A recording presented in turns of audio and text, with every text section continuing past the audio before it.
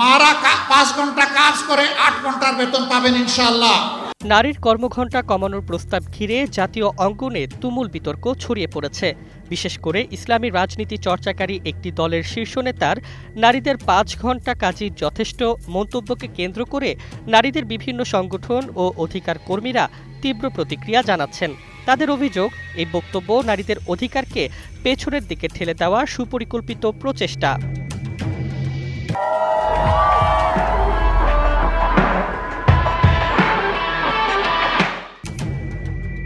শুক্রবার শাহবাগে নারী ও শিশু অধিকার ফোরামের উদ্যোগে আয়োজিত মৌন মিছিল পরবর্তী সমাবেশে বক্তারা বলেন, সাম্প্রতিক অস্থিতিশীল সময়ে নারীরা যখন সম্মান, নিরাপত্তা ও সমান অধিকার নিয়ে নতুন আশায় এগোচ্ছিলেন, ঠিক তখনই ধর্মের ব্যাখ্যা বিকৃত করে নারীদের কর্মজীবন সীমিত করার চেষ্টা উদ্বেগজনক।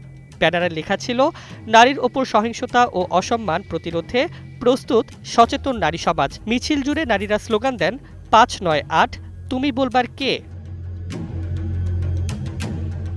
সমাবেশে ফোরামের আহ্বায়ক ও বিএনপির স্থায়ী কমিটির সদস্য সেলিমা রহমান বলেন, 17 বছরের দুঃসহ সময় পেরিয়ে আমরা ভেবেছিলাম নারীদের প্রতি সহিংসতার হার কমবে, মর্যাদা বাড়বে, অথচ সাম্প্রতিক মন্তব্য প্রমাণ করেছে নারীদের আবার ঘরে আটকে দেওয়ার চেষ্টা চলছে।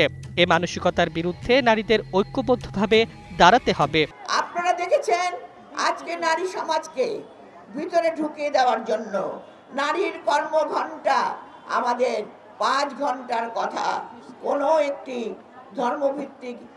ধর্মভিত্তিক রাজনীতি করে তারা বলছেন। ফোরামের সদস্য সচিব নিপুণ রায় চৌধুরী জানান, তাদের এই কর্মসূচি একটি সতর্কবার্তা। নারী অধিকার নিয়ে কোনো আপোষ ঘটলে দেশ জুড়ে প্রতিবাদ উঠবে। পিএসসির সদস্য সাইমা ফেরদৌস জানান, নারীর অধিকার কোনো দয়া নয়। নারীরা কোথায় কাজ করবে, কিভাবে কাজ করবে, সেটি তাদের নিজস্ব সিদ্ধান্ত।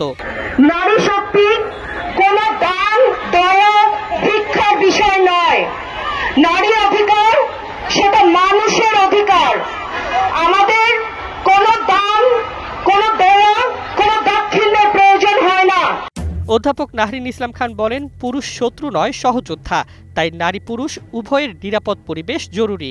সমাবেশে আরও বক্তব্য দেন সাবেক এমপি বিলকিস ইসলাম, শিরিন সুলতানা, নীলুফা চৌধুরী সহ বিভিন্ন সংগঠনের নেতৃবৃন্দ। নারী অধিকার কর্মীদের মতে, কর্মঘণ্টা কমানোর দাবি শুধু অযৌক্তিকই নয়, নারীদের অর্থনৈতিক অগ্রগতি রোধের একটি ভয়ঙ্কর কৌশল।